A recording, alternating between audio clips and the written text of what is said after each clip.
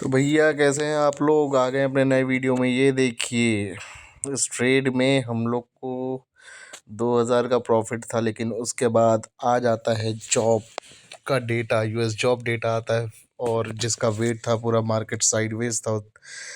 ये देख रहे हैं आप, पूरा साइडवेज था, और जैसे ही डेटा आया है उसके थोड़ी देर बाद ज़बरदस्त रिएक्शन। सारे इंडाइसेस, ग्लोबल इंडाइसेस रेड हो चुके हैं। गोल्ड नीचे जा चुका है, सिल्वर नीचे जा चुका है, नए लोज, वीक लोज पे आ चुके हैं। आप देखिए क्या शार्प करेक्शन, क्या शार्प करेक्शन, बहुत ही बेहतरीन तरीके का करेक्शन यहाँ देखने को मिला है। अब आप देखिए ये इम्पोर्टेंट लेवल देख रहे हैं 5 फरवरी का। गोल्ड में अगर आप जाओ, गोल्ड में देखो 3% की गिरावट। ये बहुत ही इंपॉर्टेंट लेवल पे देखिए गोल्ड आज ये चैनल में चल रहा था, और मुझे उम्मीद, जिस तरीके का टेक्निकल स्ट्रक्चर था, फॉल हो गया, बहुत ही तगड़ा फॉल हुआ है। अब इम्पॉर्टेंट आपको ये देखनी है, ये देखिए मैंने नीचे ये स्ट्रक्चर्स लगा रखे हैं। ये जितने भी रेड लाइंस आप देख रहे हो ना, ये सारा कुछ पीओसीज, इम्पॉर्टेंट पीओसीज है। अब अगर हम इस चार्ट पे जाके, यहाँ पे जाके अगर हम फिबोनाची रिट्रेसमेंट्स को चेक करते हैं एक बार, यहाँ पे इस लेवल से, ये जो लो आप देख रहे हो यहाँ से, ये अगर हम इसको अपने हाई तक मिलाते हैं, चार्ट के हाई तक, ये जो लास्ट स्विंग बना है ये। अब अगर आप देखो चार्ट, चार्ट कहाँ पे है, 0.5 पे आके, 6 पे आके उसने गेम को टच किया है। तो ये एक इम्पॉर्टेंट एरिया है, यहाँ पे अपने देखना पड़ेगा कि यहाँ पे होता क्या है। अगर यहाँ पे ये थोड़ा सा रुक जाता है थोड़ी देर के लिए, मतलब इसके नीचे अगर कैंडल क्लोजिंग नहीं मिलती, ये जो जोन है, ये इम्पोर्टेंट जोन है हमारा, 4887 से लेकर 4832, इसके नीचे अगर चार्ट ब्रेक डाउन नहीं देता है, और वो भी 4 आवर्स कैंडल या 1 आवर की कैंडल में, तो एटलीस्ट क्लोजिंग चाहिए ही चाहिए। अब 1 आवर में अगर हम देखते हैं गोल्ड में, सॉरी 1 आवर में, अब देखो इस चैनल पे ही वो चल रहा है, ठीक है। 5-6 आपका इम्पोर्टेंट लेवल है, इसको हटाते हैं, एक लेवल मिल गया हमको। नीचे के लिए भी देखें इम्पोर्टेंट जोन्स हम लोगों ने बना रखे हैं, ये सारी रेड लाइंस है ना, जो वो बहुत इम्पोर्टेंट एरिया है। अब ये 4600 से 400 के बीच में चार्ट घूम सकता है, अगर यहाँ से गिरता है तो उस जगह पे जा सकता है। तो इम्पोर्टेंट ब्रेकडाउन हुआ है। और बीटीसी में आप देखो, हम लोग ट्रेड्स में एक्टिव है ऑलरेडी, ट्रेड में देखो प्रॉफिट बढ़ता चला जा रहा है।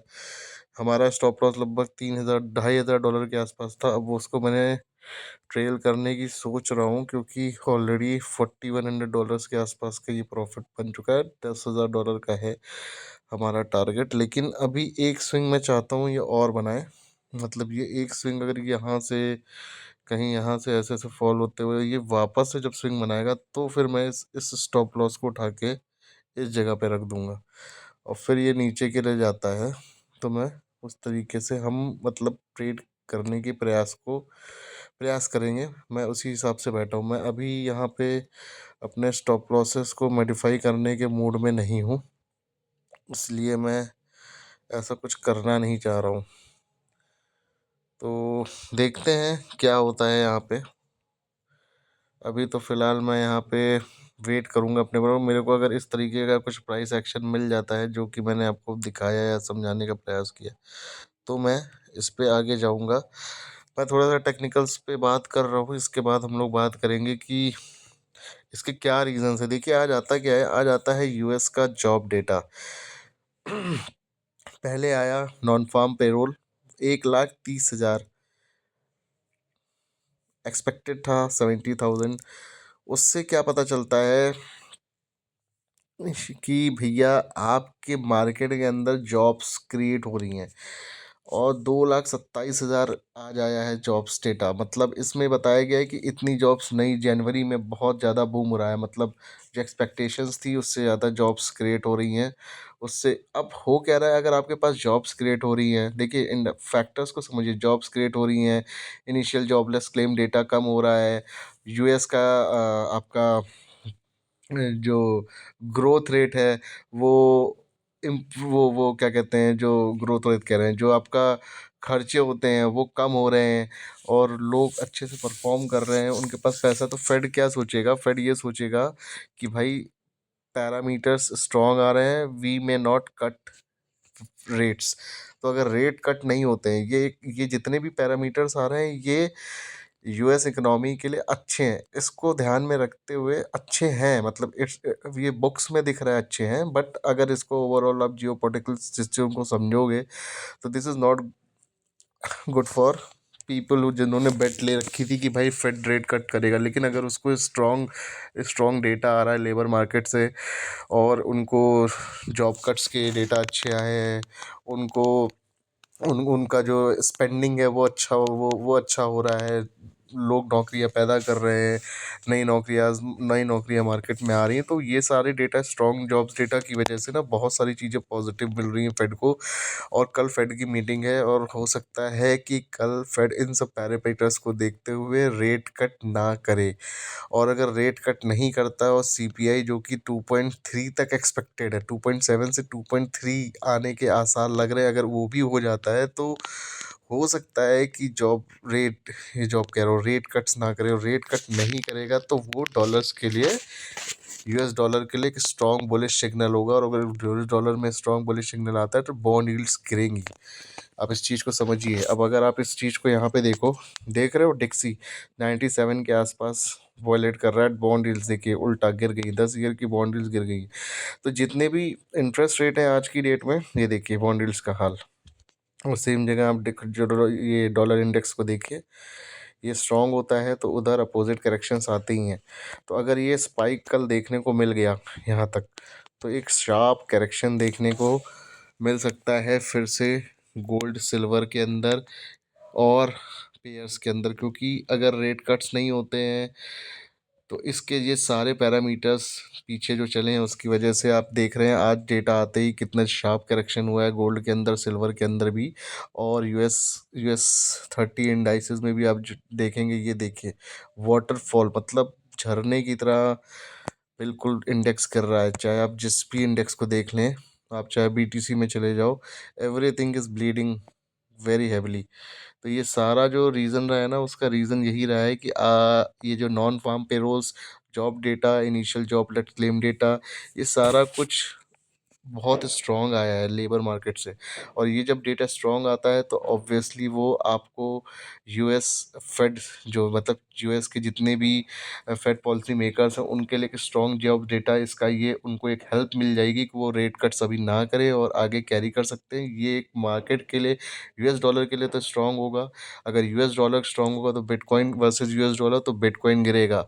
And same goes with gold, same goes with silver, same goes with US 30। Dollar strong होगा, सारे चीज़ें गिर जाएंगी। सिर्फ आपका क्या अच्छा फैक्टर हो सकता है कि जो डॉलर इंडेक्स बढ़ता है, बॉन्ड यील्ड्स वगैरह भी आपकी सब नीचे जा सकती हैं, तो इस चीज़ को ध्यान में रखना है। और एक चीज़ और है, ये जो इतना बड़ा शार्प करेक्शन देख रहे हो ना, उसका एक टेक्निकल रीज़न भी आप समझ सकते हो कि जो स्टॉप लॉस थे ना, वो कहाँ लगे होंगे।